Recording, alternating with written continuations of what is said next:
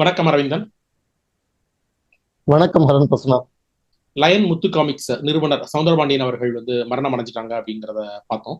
அவர் நினைவாக அவர் தன் வாழ்க்கை முழுது அர்ப்பணித்து கொண்டு வந்த அந்த காமிக்ஸ் புத்தகங்களை பத்தி கொஞ்சம் பேசலாம்.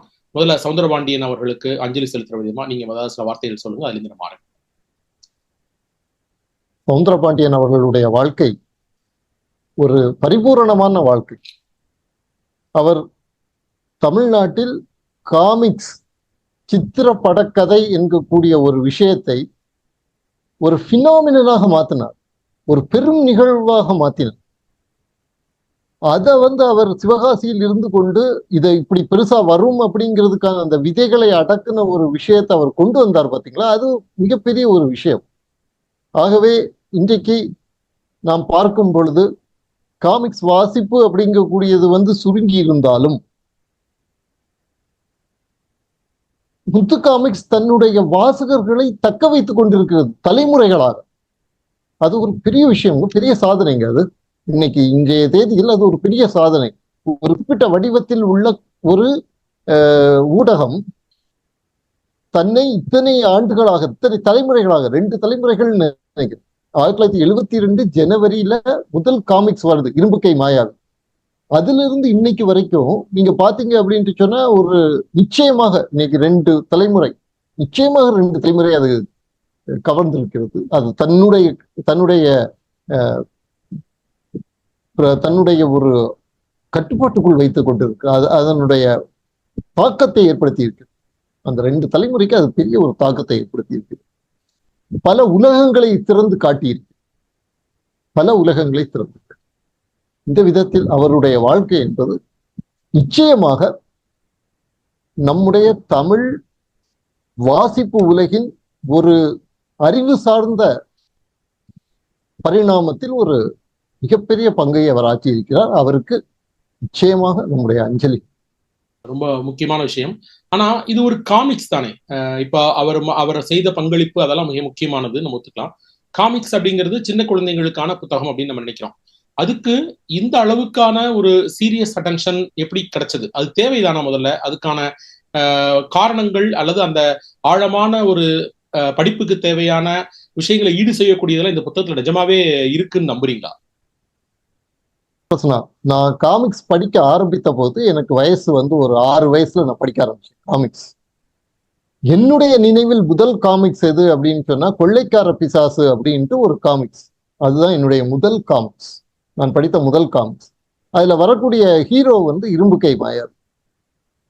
இந்த காமிக்ஸ் என்ன செய்தது அப்படின்னா ஒரு கோட்பாடு, பிசாசு அப்படிங்கக்கூடிய ஒன்றை எடுத்து ஒரு பிசாசு தோற்றத்தை எப்படி மின் கருவிகள் மூலமாக உருவாக்க முடியும் என்கக்கூடிய ஒரு தெளிவை கொடுத்துச்சு, எங்கக்கூடிய ஒரு பார்வையை கொடுத்தது. அது வரைக்கும் நீங்க யோசிச்சு பாருங்க, ஒரு 6 வயசுல 1975 76 வளர்ந்து கொண்டிருக்கக்கூடிய ஒரு குழந்தைக்கு பிசாசு அப்படிங்கக்கூடியது அங்க வீட்டை சுத்தி இருக்கக்கூடியவங்க, நான் வளர்ந்தது ஒரு கத்தோலிக்க சூழ்நிலையில வளர்ந்தேன். அப்ப அங்கெல்லாம் பிசாசு அப்படிங்கிறது ஒரு நிஜமான ஒரு விஷயம். ஓகே, நிஜமான விஷயம். அப்படி இருக்கும்போது பிசாசு என்பது போலியாக உருவாக்கப்படக்கூடிய ஒரு விஷயம். அதை அறிவு சார்ந்து அதை நீங்க போராடி அதை வெல்ல முடியும் அப்படிங்கக்கூடிய ஒரு திறப்பை இந்த காமிக்ஸ் கொடுத்தது. இப்படி இன்னைக்கு நான் இப்படி சொல்லக்கூடிய விதத்துல இல்லை. இப்போ பிசாசுன்னா அதை சும்மா உருவாக்கக்கூடிய ஒரு விஷயமா அப்படிங்கக்கூடிய ஒரு அறிதலை அது கொடுத்து ரொம்ப சுவாரஸ்யமாக அது கொடுத்தது. ஒண்ணு. 2வது, அந்த லூயிஸ் கிராண்டேல்ங்கிறது தான் இரும்புக்கை மாயாவியினுடைய ஒரிஜினல் பெயர். ஒரிஜினல் பெயர் லூயிஸ் கிராண்டேல். அந்த இரும்புக்கை மாயாவிங்கக்கூடிய பெயரை கொடுத்தவர் பதிப்பாசிரியராக இருந்த முல்லை தங்கராசன். அவரும் ஒரு பெரிய ஜெயன். ஓகே, பின்னாடி இந்த நிறுவனத்துக்கும் அவருக்கும் பிரச்சனைகள் வந்தது, அதை நம்ம தனியா வச்சிருவோம், அதை பற்றி இப்பொழுது பேச வேண்டாம். அப்ப இந்த இதை கொடுக்குறாரு, இரும்புக்கை மாயாவிங்கிற பெயரை கொடுக்குறாரு. அந்த இரும்புக்கை மாயாவிங்கிறது ஒரு பினாமினா மாறுது. ஓகே, ஒரு செயற்கை கரம். அந்த செயற்கை கரத்தை கையோட இணைத்து அந்த செயற்கை கரத்தை தன்னுடைய மூளையால ஆப்ரேட் பண்ண முடியும். இது சாதாரணமான ஒரு என்ன சொல்லலாம், இத ஆல்மோஸ்ட் ஆர்டிபிஷியல் இன்டெலிஜென்ஸ். ஒரு ஆர்டிபிஷியல் இன்டெலிஜென்ஸுக்கான ஒரு சீடை அதுல வச்சிருந்தாங்க. ரைட்டா? அப்போ உங்களுக்கு வந்து இந்த காமிக்ஸ் வந்து என்ன பண்ணியது அப்படின்னு சொன்னா, ரொம்ப கூர்ந்து பார்க்கும் பொழுது உங்களுடைய சிந்தனையை அது பல திசைகளில், பல புதுமையான திசைகளில் செலுத்துவதற்கான கதவுகளை திறந்து வைத்தது. அதுக்கு பிறகு மேண்ட்ரிக் காமிக்ஸ், அதுக்குள்ள நம்ம பிறகு போகலாம். இப்படி அது வந்து அந்த கதவுகளை திறந்து வைத்த பெரிய விஷயம், மிகப்பெரிய விஷயம். அந்த காமிக்ஸ் படிக்கிறது அப்படிங்கக்கூடியது சாதாரணமானதாக இல்லை. இதே ஆளு இந்த காமிக்ஸுக்கு பதிலா வெறும் அடித்தடி காமிக்ஸாக நீங்க வந்து உருவாக்கி அவர் கொடுத்திருக்கலாம். ஒரு மலினமான அடிதடி காமிக்ஸாக அவர் கொடுத்திருக்க முடியும். சரியா? அப்படியெல்லாம் அவர் கொடுக்கல. அவர் தேர்ந்தெடுத்த கதைகளும் அந்த மாதிரிப்பட்ட சிறப்பான கதைகளாக இருக்கு, மிகச் சிறப்பான கதைகளாக இருக்கு. இரும்புக்கை மாயாவி அப்படிங்கறதுல வந்து ஆங்கிலத்துல பேரே இல்லையா? அயன் பிஸ்ட் அப்படின்ற மாதிரி அதாவது அந்த ஆங்கில பெயர் வந்து ஸ்டீல் கிளா. லூயிஸ், அவரோட ஒரிஜினல் பேர் வந்து லூயிஸ் கிராண்டே. இவங்க ரொம்ப சாதுரியமா என்ன பண்ணாங்க, அந்த லூயிஸ் கிராண்டேல்ங்கிற பேர் வந்து பின்னாடிதான் 1900, என்னுடைய நினைவு சரியாக இருக்கும் என்றால் 1990, 89, 90 தான் அந்த பெயர் ஆக்சுவலா குழந்தைகளுக்கு ஞாபகம் வருது. அதுக்கு முன்னாடி போற இரும்புக்கை மாயாவியாகத்தான். இப்ப அதுதான், இப்ப நானும் சின்ன வயசுல படிச்சிருக்கிறேன். அவனுக்கு அந்த கரண்ட் கையில கொடுத்தாகணும், இல்லைன்னா அந்த உருவம் மறைஞ்சிரும் அப்படின்ற மாதிரி எல்லாம் வரும். அதெல்லாம் ஞாபகம் இருக்கு. இப்ப நான் கேட்க வந்தது, ஆழமான வாசிப்புள்ள வரும். இந்த ஒரு கதை, ஒரு பேய் பிசாசு பத்தி சொன்னீங்க, ஓகே. ஆனா நீங்க சில எழுதின பதிவுகள் எல்லாம் கூட பாத்தீங்கன்னா சில அரசியல் நிலைப்பாடு, ஈவன் பேகன் கடவுள்கள் பத்தி எல்லாம் கூட அந்த காமிக்ஸ்ல வந்து சிறப்பா செஞ்சிருந்தாங்க, சிறப்பா எழுதியிருந்தாங்க. அதாவது இன்னைக்கு சொல்லக்கூடிய பல விஷயங்களுக்குள்ள, அதுல இருக்கிற மூட நம்பிக்கைகளுக்குள்ள போகாம ஆதி காலத்துல என்ன உண்மையான அறிவியல் சார்ந்து எது நம்பிக்கையோ அதை அடிப்படையா வச்சு கதையெல்லாம் எழுதியிருந்தாங்க அப்படின்லாம் சொன்னீங்க. இதையெல்லாம் வந்து இந்த காமிக்ஸ்குள்ள நிஜமாவே உங்களால புரிஞ்சுக்க முடிஞ்சுதா, அல்லது ஒருத்தர் வந்து இந்த அடிப்படையில புரிஞ்சுக்கிட்டு இந்த காமிக்ஸ் அணுகுனா இன்னும் சிறப்பா படிக்க முடியும் நம்புறீங்களா? இந்த காமிக்ஸினுடைய ஒரு பரிணாம வளர்ச்சி, முத்து காமிக்ஸினுடைய பரிணாம வளர்ச்சி. நீங்க வந்து தொடக்க காலத்தில் வந்த காமிக்ஸ் எடுத்துக்கோங்க. 1970களில் வந்த காமிக்ஸை நீங்க எடுத்துக்கோங்க. 1970களில் எனக்கு ஞாபகம் இருக்கு, முத்து காமிக்ஸ்ல நடுநிசி கல்வன் அப்படின்னு ஒரு காமிக்ஸ் வந்துச்சு. நடுநிசி கல்வன். இந்த நடுநிசி கல்வன்கிற காமிக்ஸினுடைய தீம் என்ன அப்படின்னு பாத்தீங்கன்னா, மாண்டி ஜூமா அப்படின்னு சொல்லக்கூடிய ஒரு பூர்வீக அமெரிக்கன் ஒருத்தர், அவன் ஸ்பெயினுக்கு வருவான். வந்து ஸ்பெயினில் திருடி வைக்கப்பட்டிருக்கக்கூடிய அஸ்டக் மக்களினுடைய கலை செல்வங்களை திரும்ப எடுத்துக்கொண்டு போய் அந்த அஸ்டக் கலை செல்வங்களில் இருந்து ஒரு பண்டைய பாரம்பரிய அறிவு சார்ந்து ஒரு ஆயுதத்தை உருவாக்கி அந்த ஆயுதத்தின் அடிப்படையில் திரும்ப ஒரு அஸ்டக் சாம்ராஜ்யத்தை அவன் எழுப்பும் கதை. ஆனால் அந்த கதையில் அந்த மாண்டிஜூமா வில்லன், இரும்புக்கை மாயாவி வந்து அந்த முயற்சியை தகர்த்து அவனை வந்து இது பண்ண அஸ்டக் மக்களை எல்லாம் திரும்ப ஓட விடுவாங்க, அவங்க கதறிட்டு ஓடிடுவாங்க. அந்த மாதிரி இருக்கும். அதுல வந்து என்னன்னா மாண்டிஜூமா வில்லன். ஓகே, அந்த அஸ்டக் மக்களினுடைய சாம்ராஜ்யத்தை திரும்ப மீட்டு எடுக்க வேண்டும் என்று சொல்வது ஒரு தவறான விஷயமாக இருந்தது. இன்னொரு கதை இருக்கு, தலை கேட்கும் தங்க புதையல் அப்படின்னு நினைக்கிறேன். தலை கேட்கும் தங்க புதை. சிஐடி லாரன்ஸ், ஜூடோ டேவிட் அப்படிங்கக்கூடிய இரட்டையர்கள் சேர்ந்த ஒரு சாகசம். அந்த சாகசத்துல பாத்தீங்கன்னா இதே மாதிரி, அதுவும் அஸ்டக் தான் நினைக்கிறேன், அஸ்டக் அல்லது இன்கா, அவர்களுடைய புதையல், மிகப்பெரிய புதையல் வந்து ஒரு இடத்துல இருக்கும். அந்த புதையலை திரும்ப எடுக்க வேண்டும் என்று சொன்னா அந்த அந்த அதனுடைய தொடக்கத்துல இல்லையா, தொடக்கத்துல வந்து அந்த காமிக்ஸ் பேனல்ல ஸ்பானிஷ் மக்கள் வந்து என்னெல்லாம் கொடுமைகள், ஸ்பானிஷ் படையெடுப்பாளர்கள் இந்த பூர்வீக மக்களுக்கு என்னெல்லாம் கொடுமைகள் செய்தார்கள் என்பதை காட்டியிருப்பாங்க. ஆனா அதுக்கு பிறகு என்ன ஆகும் அப்படின்னு சொன்னா, இதை வந்து திரும்ப எடுக்கணும்னு ஆக்கோத்தி கழகம் என்று ஒண்ணு இருக்கும். அயோக்கியன கொடுமை கொள்ளை இதை மட்டுமே செய்யக்கூடிய ஒரு கழகம். அந்த கழகத்தை சார்ந்தவர்கள் வந்து ஒரு கிறிஸ்தவ பாதிரியார் இருப்பார். அந்த பாதிரியார், அந்த கழகத்தை சார்ந்தவர்கள், இவங்கெல்லாம் சேர்ந்து ஸ்பானிஷ் அதிகாரிகளை எல்லாம் கடத்திட்டு வந்து உங்களை பலி கொடுத்து அந்த புதையலை எடுக்கிறது கொண்டு வருவாங்க. அந்த ஜூடோ டேவிட்டும் லாரன்ஸும் அதை முறியடிப்பாங்க. இதுலயும் பாத்தீங்கன்னா அந்த பேகன் ரிவைவல் வந்து தவறு அப்படிங்கக்கூடிய அவர்கள் தான் வில்லன்களாக இருப்பார்கள் காட்டியிருப்பாங்க. இந்த பார்வை கொஞ்சம் கொஞ்சமா மாற ஆரம்பிக்கும். இந்த பார்வை மாறி அதே மாதிரி சிஸ்கோ டேவிட் அண்ட் இது பாஞ்சோ அப்படிங்கக்கூடிய ஒரு ரெட்டையர்கள் வருவாங்க. இது முத்து காமிக்ஸ்ல வரல, மாலைமதி காமிக்ஸ்னு ஒண்ணு இருந்தது. அந்த மாலைமதி காமிக்ஸ்ல சிஸ்கோ கிட்டும் பாஞ்சோவும் முத்து காமிக்ஸ்லயும் ஹீரோ வந்தாங்க. அவங்க மாலைமதி காமிக்ஸ்ல ஒண்ணு இருந்தது. அந்த காமிக்ஸ்ல என்னன்னா முழுக்க முழுக்க செவ்விந்தியர்கள் வந்து நெகட்டிவா காட்டப்படுவாங்க, முழுக்க முழுக்க அவங்க வில்லன்களா தான் காட்டப்படும். இந்த ஒரு இந்த ஒரு பார்வை இருக்குது இல்ல, இது வந்து 80கள்ல ஸ்லோவா மாற ஆரம்பிக்கும், மெதுவாக மாற ஆரம்பிக்குது. மாற ஆரம்பிச்சு நீங்க பாத்தீங்கன்னா ஒரு ரிப்கர்பி கதை ஒன்று, ஒரு சாகச கதை வரும், ரிப்கர்பி சாகச கதை. அதுல வந்து என்ன அப்படின்னா, அவங்க வந்து இன்கா இதை தேடி வருவாங்க. அங்க சூரியர்கள் வரும், ஒரு சூரியனை கும்பிடக்கூடிய ஒரு பண்பாடு இருக்கும். கடைசியில என்ன முடியும் அப்படின்னு சொன்னா, அந்த பண்பாட்டை சேர்ந்தவர்கள் உயர்ந்தவர்கள், நல்லவர்கள், அவங்கள வந்து நாம டிஸ்டர்ப் பண்ணக்கூடாது அப்படிங்கக்கூடிய ஒரு ஒரு பாயிண்டோட அந்த கதை முடியும். ஆகவே இந்த ஒரு பார்வை மாற்றம் நீங்க பார்த்தீர்கள் என்று சொன்னால் மெதுவாக காமிக்ஸ்குள்ள நடந்தது. அதாவது டீகாலனைசேஷன் அப்படிங்கிறது காமிக்ஸுக்குள்ள நடந்தது. மற்ற பண்பாடுகளை விட ஐரோப்பிய பண்பாடு உயர்ந்தது என்கக்கூடிய நிலையில் இருந்து மற்ற பண்பாடுகளையும் நாம ஏற்க வேண்டும், அந்த பண்பாடுகள் நம்ம பண்பாடை விட சிறந்தது அப்படிங்கக்கூடிய ஒரு பாயிண்ட் நீங்க இப்ப 2000க்கு பிறகு வந்த காமிக்ஸ்கள் எல்லாத்துலயும் நீங்க வந்து அதை பார்க்கலாம்.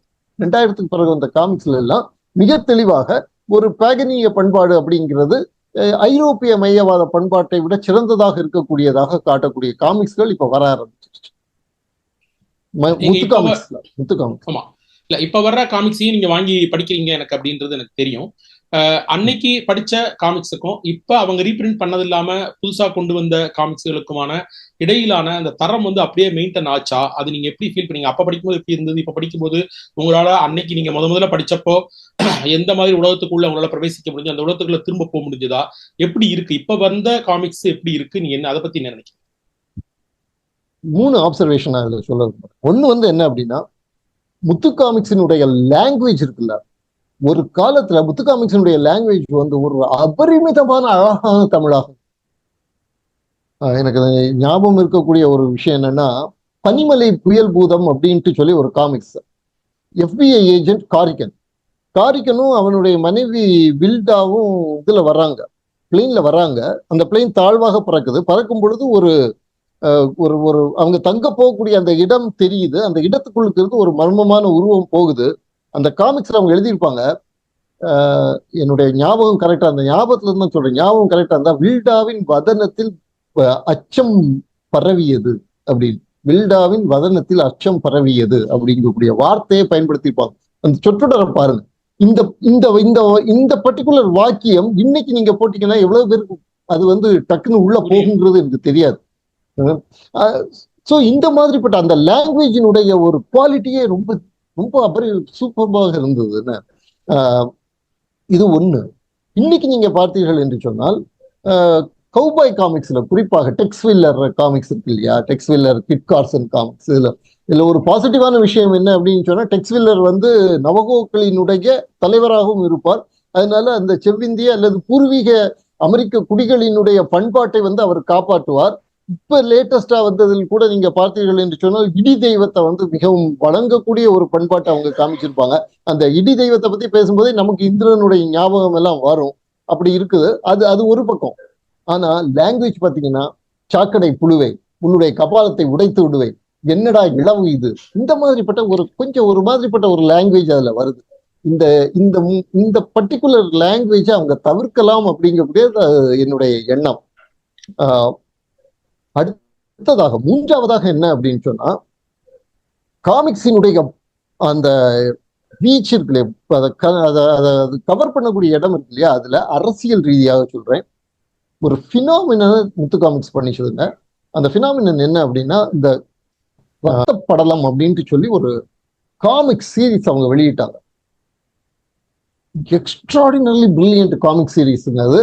அந்த காமிக்ஸ் தொடரை நீங்க முழுசா படிச்சு முடிச்சிட்டீங்கன்னு வைங்களேன், உங்களுக்கு வந்து அமெரிக்காவினுடைய வலதுசாரிகள், இடதுசாரிகள், அமெரிக்க அரசியல் எப்படி செயல்படுகிறது அப்படிங்கிறத பத்தின ஒரு PhD தீசிஸ படிச்ச ஒரு தெளிவு வரும். ஒரு எக்ஸாம்பிள் சொல்றேன்.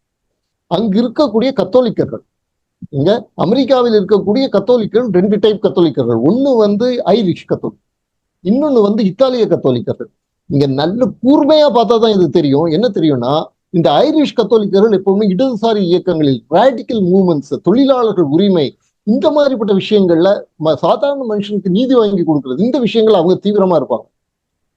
இத்தாலிய கத்தோலிக்கர்கள் பொதுவாக மாஃபியாவோட தொடர்புடையவர்.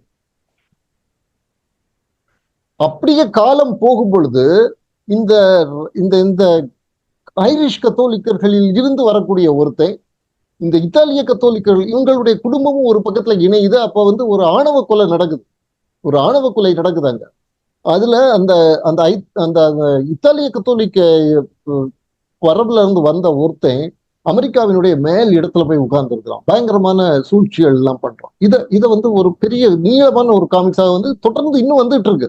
அதனுடைய பேக்ரவுண்ட் எல்லாம் இப்ப கொடுத்துட்டு இருக்காங்க. நீங்க படிச்சீங்கன்னா எப்படி அந்த அந்த அந்த அரசியல் அங்கு வேலை செய்கிறது, இனவாத அரசியல், உள்ளுக்கு இருக்கக்கூடிய பலவிதமான சமூக அடுக்குகளில் உள்ள அரசியல், வலதுசாரி இடதுசாரி அரசியல். ஒரு இடத்துலங்க, ஒரு பர்டிகுலர் இடத்துல ஒரு தென் அமெரிக்க நாட்டுல ஒரு மாவோயிஸ்டுக்கு ஒரு இடதுசாரி புரட்சி நடக்கும். அந்த இடதுசாரி புரட்சிக்கான பண உதவியை செய்யறது அமெரிக்காவில் இருக்கக்கூடிய மினர்கோ இருக்கக்கூடிய ஒரு பெரிய ஒரு வலதுசாரி பெரிய ஒரு கேபிட்டலிஸ்ட் முதலாளித்துவ நிறுவனம். அவன் வந்து அங்க இடதுசாரி புரட்சியை அவன் பணம் கொடுத்து செய்ய வைப்பான். எதுக்கு செய்ய வைப்பான்னா, அந்த இடதுசாரி அரசு வந்த உடனே அங்க இருக்கக்கூடிய அந்த கனிம வளத்துக்கான உரிமையை இவங்களுக்கு கொடுத்துடும். இந்த விஷயத்தெல்லாம் வந்து காமிக்ஸ் பேச ஆரம்பிச்சு. கேட்க விரும்புறது இதுதான். இந்த ஆழமான புரிதலோட படிச்சாதான் இந்த காமிக்ஸ் எல்லாம் நமக்கு புரியுமா? எல்லாரும் இப்படி படிப்பாங்கன்னு எதிர்பார்க்க முடியாது. அப்படி இல்லாதவங்களுக்கு இந்த காமிக்ஸ் என்ன வெறும் புத்தகமா எஞ்சிருமா, இல்ல இது படிக்கிறது வேஸ்ட்? ஒரு புத்தகத்தை படிக்கிறது கட்டாயமா வேஸ்ட் கிடையாது. அதுவும் முத்து காமிக்ஸ் மாதிரிப்பட்டது. இப்ப உதாரணத்துக்கு நான் இப்ப சொன்னேன் இல்லையா, இந்த X13, இதை வந்து இந்த அரசியல் உள்ளுக்கு, இந்த அரசியல் எல்லாமே இருக்குதுங்க. இந்த அரசியல் நீரோட்டம் உள்ளுக்கு தெளிவாக இருக்கிறது. குக்லோஸ்கான என்ன, இது எல்லாமே இருக்குது. இது எல்லாமே பத்தி கவலையே படாம வெறும் சாகசமாகவும் ஒருத்தன் படிச்சுட்டு போகலாம். ஆனா உங்களுக்கு வந்து அது அங்க வெயிட் பண்ணிட்டு இருக்குது. நீங்க வாங்கிட்டீங்க, நீங்க போட்டிருக்கீங்க, நீங்க வந்து அதை சாகசமா படிக்கிறீங்க. உங்க பையன் எடுத்து படிக்கும்போது அதனுடைய அரசியல் நுணுக்கங்களை வந்து, சோ இது வந்து ஒரு பொக்கிஷமாகத்தான் நான் பாக்குறேன். இது வந்து காலத்தால் ரிசர்வ் பண்ணப்பட வேண்டிய, காக்கப்பட வேண்டிய ஒரு பொக்கிஷமாகத்தான் நான் பாக்குறேன். இல்ல, நான் சொல்ல விட்டு போன ஒரே ஒரு விஷயத்தையும் நான் சொல்லிடுறேன். மேண்ட்ரேக், இப்ப வந்து மிஸ்ட்ரி மார்டின் அப்படின்னு ஒண்ணு வருது. ஓகே, மேண்ட்ரேக் கதைகள்லையும் சரி, அதே போல பிலிப் காரிகனுடைய சில கதைகள்லையும் சரி, ரிப்கர்பி கதைகள்லையும் சரி, சில மர்மங்களை, சில அறிவியல் சார்ந்த விஷயங்களை அவங்க தொட்டுப்பாங்க. இன்றைக்கு தான் நான் வந்து ஸ்வராஜ்யால மேண்ட்ரேக் காமிக்ஸ்ல வந்த சில விஷயங்களை பத்தி நான் எழுதியிருந்தேன். இது இந்திரஜால் காமிக்ஸ்ல வந்தது. ஆனா முத்து காமிக்ஸ்க்கு இது பொருந்துங்கிறதுனால நான் சொல்றேன். அதுல வந்து என்னெல்லாம் இருந்ததுன்னு நீங்க பாத்தீங்கன்னா, மேண்ட்ரிக் காமிக்ஸ்ல ஒரு எக்ஸாம்பிள், 40 வருஷத்துக்கு முன்னாடி 1980கள், 82 எஸ், ஒண்ணு subatomic computer, hand held subatomic computer that can answer all your questions. Hand held subatomic computer that can answer all your questions in 20 languages. இன்னைக்குள்ள அலெக்சாங்க அன்னைக்கு வந்து அதை என்விஷன் பண்ணி அது எப்படி ஒர்க் பண்ணுங்கிறது முன்னாடி காமிச்சிருந்தாங்க, ஒரு பேனல்ல காமிச்சிருந்தாங்க. இந்த மாதிரிப்பட்ட ஒரு, அதாவது படிக்கக்கூடிய குழந்தைக்கு இந்த யூனிவர்ஸ்ங்கிறது நம்ம பார்க்கறது மட்டும் கிடையாது, இதை தாண்டி இதுல எத்தனையோ மர்மங்கள் இருக்கு. அதை நாம உள்ள போய் அதை ஒரு சாகச பயணமாக உள்ள போய் தேடலாங்கக்கூடிய திறப்பையும் காமிக்ஸ் வந்து கொடுத்து, இந்த விதத்துல காமிக்ஸ், முத்து காமிக்ஸ் தமிழ்நாட்டில் ஒரு இன்றியமையாத ஒரு கலாச்சார நிகழ்வு. என்னை கேட்டால் மத்திய அரசு இவரை கௌரவித்து ஒரு தபால் தலை வெளியிட வேண்டும். இவர் அழவழியப்பா, இவங்களை எல்லாம் கௌரவித்து தபால் தலை வெளியிட, ஏன்னா இவர்கள் எல்லாம் தமிழ்நாட்டு குழந்தைகளினுடைய அறிவு சார்ந்த மனநிலையை மேலே உயர்த்தி, பண்பாடு சார்ந்த மனநிலையை மேலே உயர்த்தி இருக்கு. அதனால அதை அவரை ஹானர் பண்ணணும் கட்டாயம். ஓகே, இப்ப கடைசி கேள்வி ஒண்ணு, உங்களுக்கு பிடிச்ச கேரக்டர் எது? 1-2 கேரக்டர் பத்தி சொல்லுங்க. அப்புறம் நீங்க இப்ப முதல்ல இது வரைக்கும் நான் இந்த மாதிரி காமிக்ஸ் படிச்சது இல்லைன்னு நினைக்கிறவங்களுக்கு இவங்க எந்த காமிக்ஸை படிக்கலான்னு ஒரு 5-6 புத்தகங்கள் உங்களால சொல்ல முடிஞ்சா ஒவ்வொரு லைன் இந்த புத்தகம் பத்திய விவரணையோட சொல்லுங்க. பிடிச்ச கேரக்டர் அப்படின்ட்டு சொன்னா, ஒரு காலத்துல எனக்கு ஃபேண்டம் பிடிச்சது, வேதாள மாயாத்மா பிடிச்சது. ஆனா கொஞ்ச நாள் கழிச்சு ஒரு 15 வயசு 14-15 வயசுல அதாவது RSS ஷாகா போக ஆரம்பிச்சப்போ அதுக்குள்ளுக்கு இருக்கக்கூடிய அந்த பண்பாட்டு பாலிடிக்ஸ் புரிய ஆரம்பிச்சு. கிழக்கத்திய சூனியத்தின் காவலன், கிழக்கத்திய இருளின் காவலன் அப்படின்னு ஒரு பேரு வேதாள மாயாத்மாவுக்கு. ஆங்கிலத்துல the guardian of the eastern dark. இந்த கிழக்கத்திய சூனியம்னு அவங்க சொல்றது பேசிக்கல நம்முடைய பண்பாடு இது எல்லாத்தையும் தான். பெங்காலி அப்படிங்கிறது ஆக்சுவலா பெங்காலி. ஸோ இதுல வந்து ஒரு ரேசிசம் வந்து, ஒரு கல்ச்சுரல் ரேசிசம் ஒண்ணு இருந்து இதுல வேதாள மாயாத்மா ஒண்ணு. இரண்டாவது, அப்புறம் வேதாளமயத்மா அப்படி போயிடுச்சு. எனக்கு ரொம்ப பிடித்த காமிக்ஸ் அப்படின்னா மேன்ட்ரெக் த மெஜிஷியன், மந்திரவாதி மேன்ட்ரெக், அந்த காமிக்ஸ். அதுலயும் ரேசிஸ்ட் ஆஸ்பெக்ட்ஸ் இருந்துச்சு, இந்த அளவுக்கு கிடையாது. ஆனால் ரெண்டையும் உருவாக்குனது லீ ஃபால்க் தான், ஒரே ஆள் தான் ஃபேண்டத்தையும் உருவாக்குனாரு, மேன்ட்ரெக்கையும் உருவாக்குனாரு. ஆனா மேன்ட்ரெக்ல வந்து அந்த ரேசிசம் குறைவு. ஒரு ஒரு சின்ன ஒரு இது இருக்கும், ஒரு ஸ்டீரியோ டைப்பிங் இருக்கும். அதுல வர லொதார் வருவாரு. லொதார் வந்து ஆப்பிரிக்காவை சேர்ந்தவர், அவர் பயங்கர பலசாலி. மேன்ட்ரெக் வந்து வெள்ளை இனத்தவர், அவர் வந்து பயங்கரமா மூளை சார்ந்து வேலை செய்யக்கூடியவர். இந்த ஒரு ஒரு இது இருந்தது. ஆனாலும் ஒட்டுமொத்தமாக அது வந்து ஒரு ரேசிசத்தை விட கொஞ்சம் அதுல ரேசிஸ்ட் ஆஸ்பெக்ட் குறைவா இருக்கும். அந்த அந்த அந்த அந்த பிரபஞ்சத்தினுடைய புதிர்கள் அப்படிங்கக்கூடிய விஷயத்த வந்து மேன்ட்ரெக் காமிக்ஸ் வந்து குழந்தைகளுக்கு அழகாக காட்டும். ஓகே, அதான் மேன்ட்ரெக் காமிக்ஸ்.